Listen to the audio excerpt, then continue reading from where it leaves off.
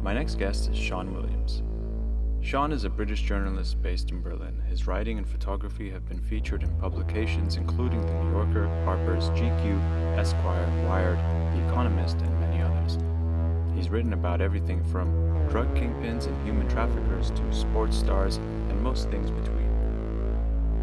I speak with Sean about recent feature stories that have him obsessed, particularly that of the Black Axemen, a social revolutionary movement of the 1970s that has since transformed into one of the largest organized crime rings in the world. You came to Berlin, but you definitely haven't been paralyzed in Berlin. You've been all around the world. I've seen some of your work on corruption and Indian cricket, Turkey's cyber protesters. You were in Lampedusa dealing with the tragedies there. There is something to be said about that pursuit. And on the road, one of the things we want to really understand, I guess, is the role that storytelling and building that narrative has for you, and how conscious you are of that effort in the production of it, because you're dealing with such raw, real-time stories. I mean, I think what you've come to realize to a certain extent, obviously, like, everything's different and situations change from village to village, let alone country to country. It's like there are storylines and narratives and character tropes that we all follow even in our daily life. There are, travails and I think there's just a general pattern of behavior that follows stories wherever they're told. And I think obviously digging into screenwriting actually is an interesting medium for that, because essentially you will follow a set of rules quite heavily in order to construct a narrative that can seem quite all over the place.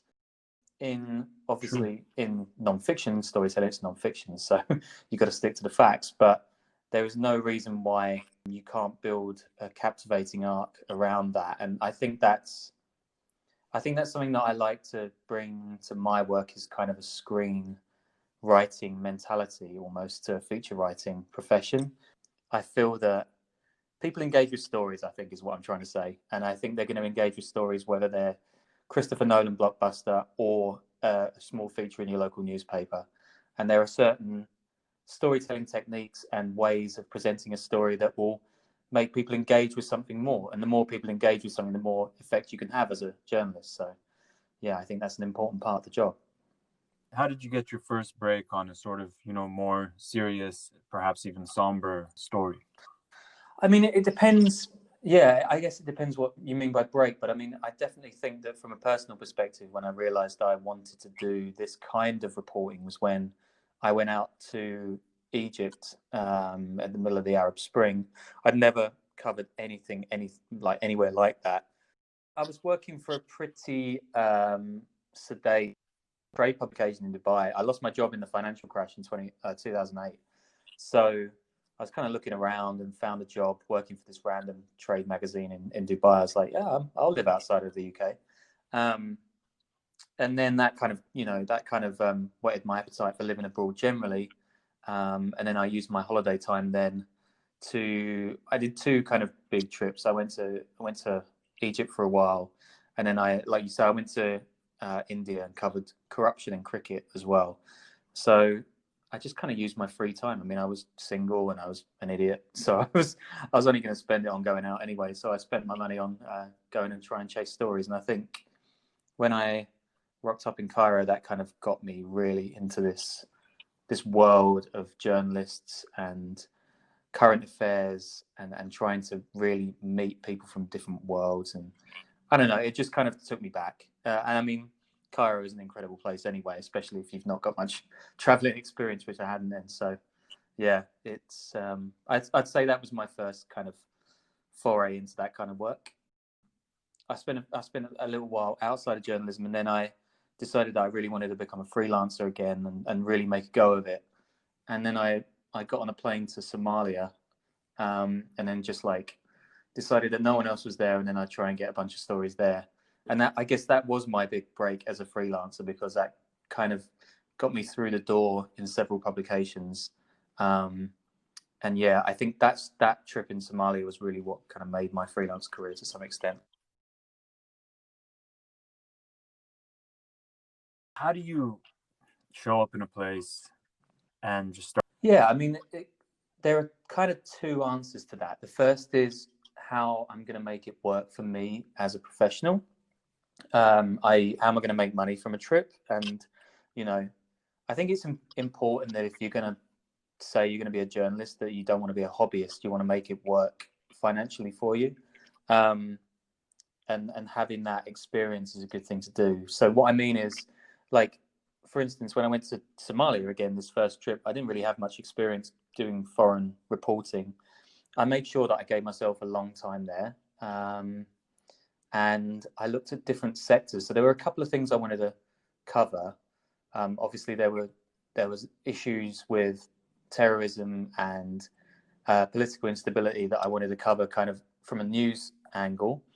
But then I did loads and loads and loads of research, called loads of people, and just made sure that I had a story idea for almost like every sort of beat that I could think of. So I did a story on, while I was there, I did a story on inter-tribal relations. I did a story on a football tournament. I did a story on, oh God, what was it? Press freedom. I did a story on. By story, you just go, you follow a lead, you start to develop a narrative by yourself. I mean, you're like, you don't even know yet what the juice of the feature is going to be. No, and I mean, obviously, when you get to a new place like that, you should be trying to meet as many people as you can, because down the line that's going to stand you in good stead. And besides, they know the place and you don't. So I made a point of speaking to local journalists there, speaking to politicians, speaking to community leaders, and the captain of the national football team, and just anyone that I could think of would be a really good insight into society there. And then from those, almost like from a project management kind of way, I kind of had my lead topics, and I kind of made a list of people who I wanted to speak to, either in advance or when I was there. And then once I had that list, I was pretty sure that the ideas that I had that were really rough would kind of present, interesting characters, and characters essentially are what lead any good story of any kind. And then once I had these ideas, then I was good to go. And then once I spent enough time there and did the work, then it was all kind of came together. When you're covering a story such as the story on the Yaba, the crazy pills, in the King's Romans Resort, am I correct? Yeah. I mean, you're going there knowing that there's going to be you're going to be dealing with some possibly security issues, right? And I remember something that happened during the Syrian Revolution. The war was flooded with journalists coming from abroad, to the point where so many of them were freelancers and they were going without any real security backing whatsoever. And there had been some kidnappings. And I remember that the Washington Post, the New York Times, they all sort of came out with a collective statement being like, we will not negotiate for your release, and we cannot provide safety for you. So we will not accept work from you if you were not commissioned by us to go there. How do you navigate when, let's say, you don't already have that security sort of lined up? Yeah, I mean, that's one of the biggest kind of catch-22s about the whole thing, right? I mean, if you feel passionate about these things and you want to go cover them, especially as a young person, I don't think it's going to particularly put you off if there is violence and danger. For a lot of young people, that's almost a draw. I think that some of the larger newspapers coming out with statements like that, I frankly think that's BS. They do take stories from freelancers. They don't give them adequate training. They don't provide them with backup and security a lot of the time. They're happy to take the work, but they're not happy to pay the money to keep them safe. So the fact that they say that, I don't have a lot of truck with. They've taken my stories year after year. I've no formal security training. I should have done that by now. There are groups, by the way, if anyone's listening, that you could reach out to, like the Rory Peck Trust and the Frontline Freelance Register, and I believe the Committee for the Protection of Journalists runs things like this as well. But all in all, these can be quite costly. I mean, obviously, I'm I'm going to say do them, but I didn't do them, and I've kind of learned on the job a bit. And I think, to be fair, I've been quite lucky with some of the situations that I've been in, and I probably should have had more training. It really is something that comes with the territory. One of the stories that we're very curious about, because it does deal with the sort of dissemination of ideas and the imagination that can kind of seep through a collective, is the Axemen, the Neo-Black movement of Africa, from which the Black Axe emerged, which you say appeared on Nigerian campuses in the 70s as an emancipatory Black Power movement. And its anti-colonial Pan-African message soon captured the imaginations of thousands of young men. Can you tell us about the Axemen? Yeah, they're just a fascinating subject, really. They grew up in the 70s. I mean, this was an era just after colonialism in Nigeria. So the first groups like them, they're called campus confraternities, a bit like Greek fraternities in the US. And the first one actually grew up in 1952, so 8 years before Nigeria became independent. And it was essentially a kind of low-key way for young, mostly men, to exercise some kind of like resistance against the Britishization of Nigerian culture. So they would be in universities and they'd have to like sing songs to the Queen and all this kind of grim stuff. And these guys would try and promote research into traditional African culture, music, religion. The earlier ones were a bit more lighthearted. They were just kind of drinking groups for guys. But by the 70s, when Nigeria is an independent nation, this group, the Neo-Black movement of Africa, it really takes like a more political line. And it says that, all of you campus fraternities that have gone before us, all you do is drink and you smoke and you don't really do anything. We're going to be different. We're going to be a real power against authority. And we're really going to look into juju, which is kind of like a local traditional religion, and various aspects of the kind of colonial crimes of the British. And it started with a very high-minded vision. And due to some of the people within the movement and the political sort of trajectory of the country as a whole, it kind of devolved into what it is today, which is really one of the world's most sort of interconnected mafias, really. Drugs, money laundering, human trafficking, obviously wire fraud. They do, Nigerian print scams that people would have come across in emails. This group does that a lot. So yeah, the kind of like fall of a group from freedom fighters into gangsters is really interesting, and it speaks to a lot of the modern history of Nigeria. In the paper, you write, they pledged to purge Africa of racism and oppression and to promote research into traditional culture, as you were saying, including juju, a religion based on spiritual contagion through physical contact, whose practitioners imbue objects with divine power. The 9 students called their philosophy NeoBlackism. Our organization, they say, was going to be the vanguard in the move to create a new Black nation. Yeah. We were to see ourselves as leaders of all Black men worldwide. What sort of philosophy did they base their own ideas on? What sort of literary works were the ideas grounded in? Well, it's important to think about the time. So this was 1977 when this group came together. And this was a time at which Africa generally was beginning to really shake off the kind of oppression of European colonialism. So I think many of the Portuguese colonies had become independent either soon before or soon after.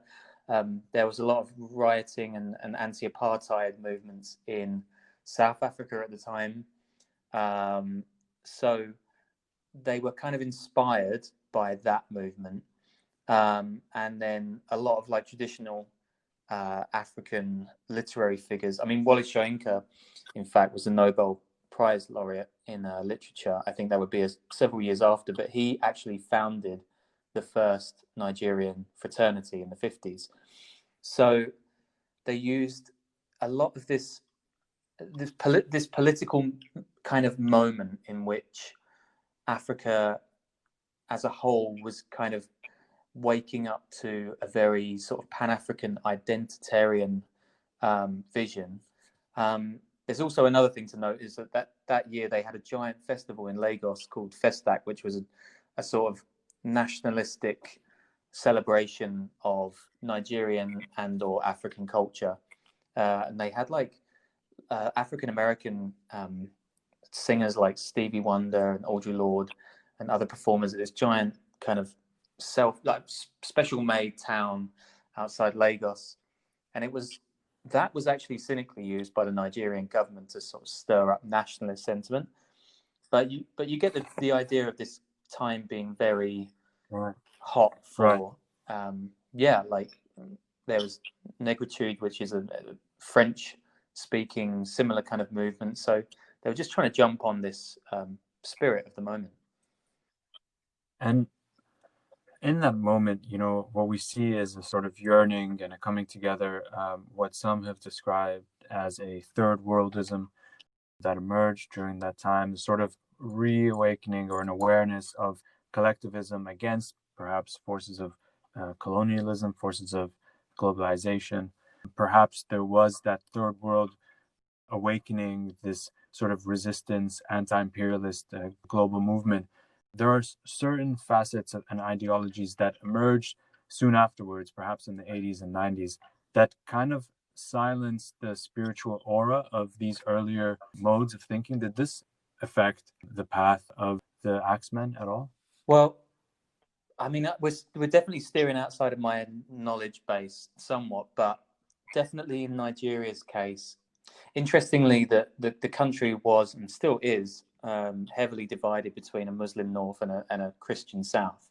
And that was a deliberate attempt by the British to divide and conquer. They built infrastructure and they built, religious and municipal academic structures in the south. And they really tried to make cities like Ibadan and Lagos kind of the dominant economic forces at the time. That was completely cynical, of course. It was to take rubber and minerals away from the country. But in the north, they kind of gave power over to Islamic clerics, basically. So the north was essentially run. The education system went through madrasas. There was very little money compared to the south, and the British kind of almost sort of left it without any aid or any connection to the south whatsoever.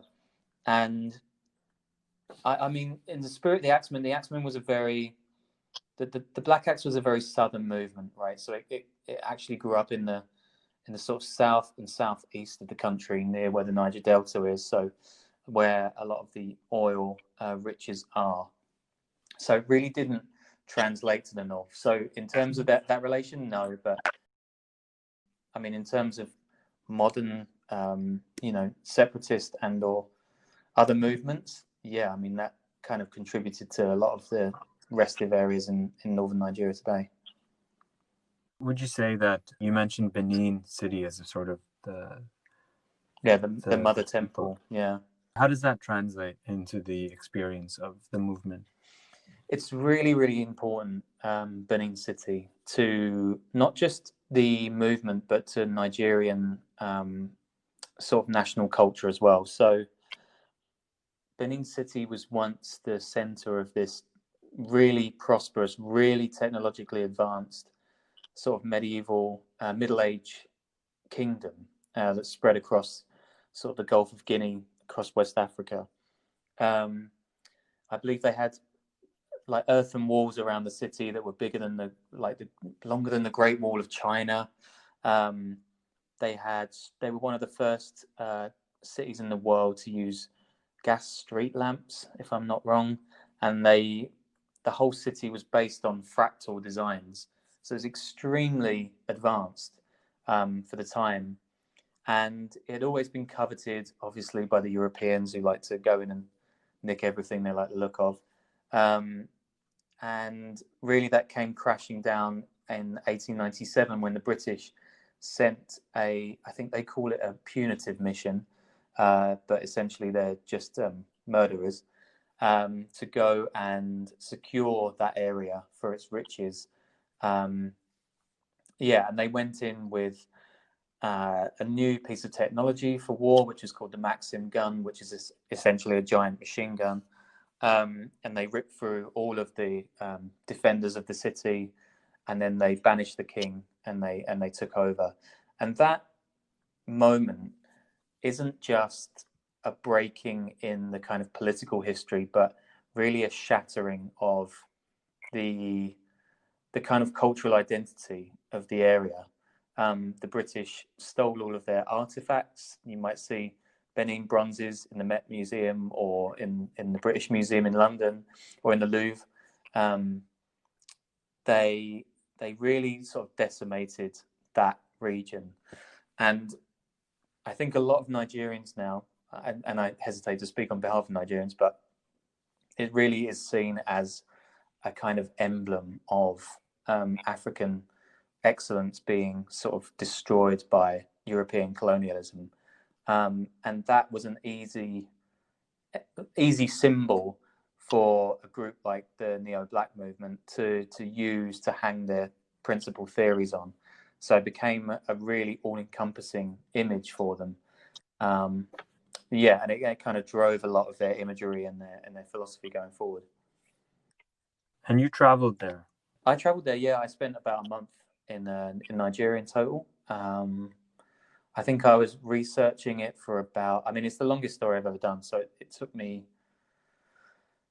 about probably a year of researching it before I even went out there, meeting various people, because obviously an international organized crime group is not easy to get into. Not least, one that's founded on the principles of anti-British African emancipation, and I'm a white British guy going to southern Nigeria. And you found you had a contact of some sort. Am I right, in Amsterdam? Was it? Yeah. Well, I met a contact in Amsterdam. I met them again elsewhere in Europe. What was their role exactly? Because I think they were sort of on the hunt or gathering data on the Axemen. Yeah. So they, their name is Uche Tobias. That's their pseudonym, and Uche essentially was a kind of expert in their network for some reason, going back, and they started a blog several years before that kind of showed the litany of mail fraud and wire frauds and other kind of activities of the group, and calling them out because they claim that they're a charitable organization for kind of some of the things that they're actually doing. I had got through to this person many months before I went to Nigeria, and had basically managed to meet them in Amsterdam, where I was given a huge amount of data, many files on all sorts of scams running up and down. These scams went from sort of China to Japan to Britain to America, all over the place. One of them was in Peru or something, I think. That kind of provided a bedrock of evidence for some of the kind of more fraudulent activities the group's involved in, which is really their bread and butter. And I still talk to this person every now and then, and they update me on what's going on with the group. But yeah, that was kind of a bit of a coup, and that kind of helped me. It kind of helped me provide kind of documentary evidence for the things that people were telling me anecdotally, which was great for the story. Is it a story that you want to continue to pursue, perhaps do a follow-up or look into it in a wider fashion? I've been thinking about that. I think that it would be quite difficult to do a documentary.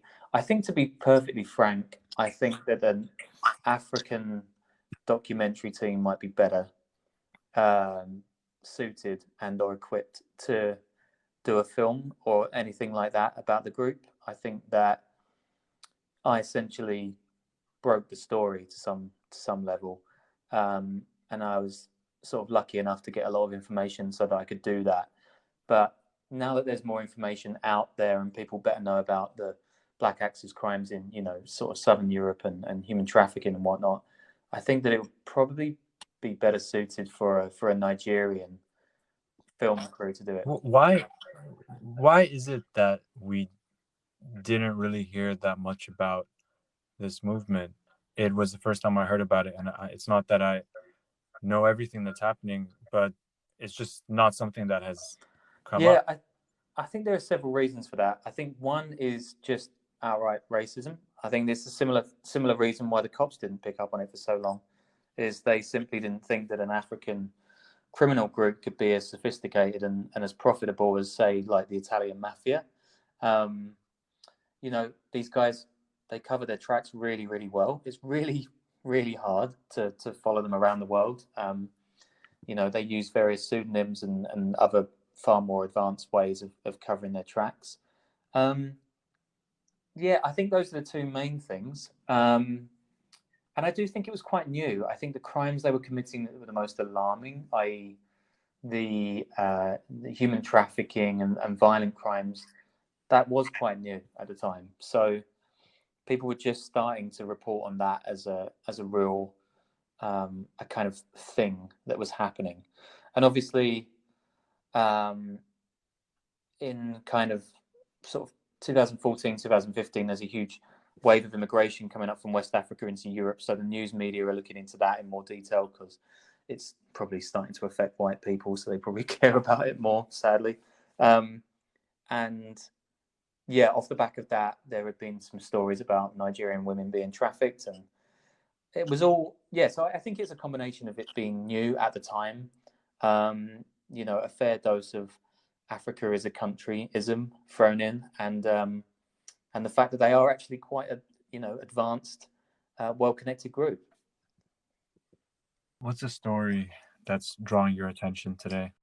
I'm doing a big story for GQ right now on conspiracy theories and QAnon in Germany, which... How's that going? It's an interesting one. It might surprise people to know, but outside of America, QAnon is most popular in Germany, which is... Yeah, they've been popping up in protests. Yeah, exactly. So me and a German colleague of mine, actually, we're going around. I was in Stuttgart last week and in Dresden on the weekend. And QAnon is interesting in that perspective because it does play on a very direct yet simple narrative model, right? And it's like it's just projects the same sort of emotion or range of emotions, to keep its adherents. It almost kicked into a single gear, sort of fright and action, response, paranoia. What sort of foundational literature have you discovered that's being passed around, apart from simple memes and images and the stuff that we see? It's not so much like I wouldn't exactly call it like a foundational literature, but I think that it's interesting in the sense that it's almost built a certainty of the myth out of the uncertainty of the format. So instead of having one book of received wisdom, right? So like you would get in a religious text, this is a series of, that game where you would like write a sentence and you would turn over the paper and you would write the next line of a story and you'd see how it went with your friends or something. It's like that, and it's like a treasure hunt. So it has the feeling of being exciting because people are picking up a trail and they feel like they're learning secret knowledge, which essentially, is another sort of very religious thing. And it also has the effect of canonizing every small piece of information that comes along the trail. So the myth beneath QAnon is it's almost like a cold reading at a psychic event. It's so all encompassing that all the morsels of information that come after it, you can almost just say, well, that's the word of God, or in this case, Q. And I think that's what consolidates it among many people, is a feeling of revealed wisdom and a foundation in some kind of an almost unknowable ether of the internet. That might be simplifying it too much, and I am at the start of my research, so I'll probably I'll probably get this wrong to some extent, but I feel there's something in that kind of storytelling that it does that is extremely now and extremely alluring for people from all over the political spectrum as well. It's not just right wing; it's everyone. Yeah. There are two interesting things that you said there. One is this idea of the fragments, and canonizing these elements. And I mean, in a way, that is also how religions have sort of amassed legends and myths surrounding their prophets and their early adopters and their early adherents. And the shroud of this, and the walk and the step and the stone, Right. and all these symbols. And here we're it's a sort of chase for these clues.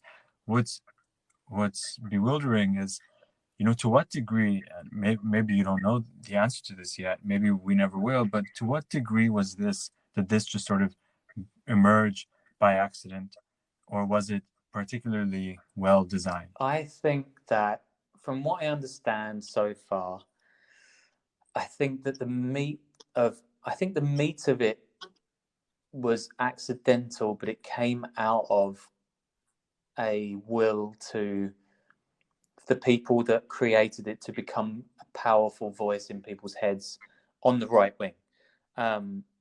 So the foundation of QAnon, or the foundation of 8chan, and its movement to be the platform that Q started to appear on, that's deliberate. That was a deliberate attempt to found an alternative narrative on the world than, I'm doing air quotes here, but the mainstream media or whatever. What comes after it, as a matter of technological principle, is almost like accidental, in the fact that almost anyone could have written the Q drops.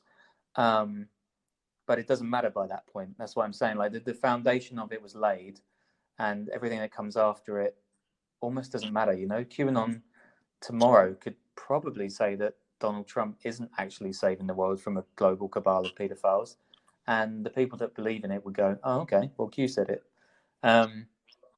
Would they trust Q's word over Trump's? Yes, I think so. But again, I don't know. Because Trump is almost a tool for Q, but Q is also a tool for Trump. So there's a very sort of interesting relationship that's happening. Yeah, and I mean, what's happened last week or this week, or however you want to call the election, it's interesting, right? Because I spoke to a few people kind of on, in the Q world here, and what's their take? Well, I mean, their take at the moment is the same as Trump's, that they've stolen the election, and we're going to have to wait and see. But they're going to be. I'm interested to see what they say in like a week or two, when he does finally get the message and hopefully shift off into the sunset. Do you think that that's forthcoming for Trump? I hope so. What's the alternative? I mean, there's a couple of alternatives.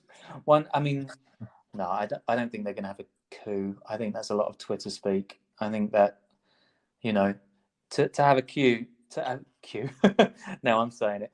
To have a coup, you need the army and the judiciary to some extent. And although he's trying to pack the judiciary, I don't think he has the power of that, and he definitely doesn't have the military. So there will be no coup. He'll just drag it out. Like, it's like most stories.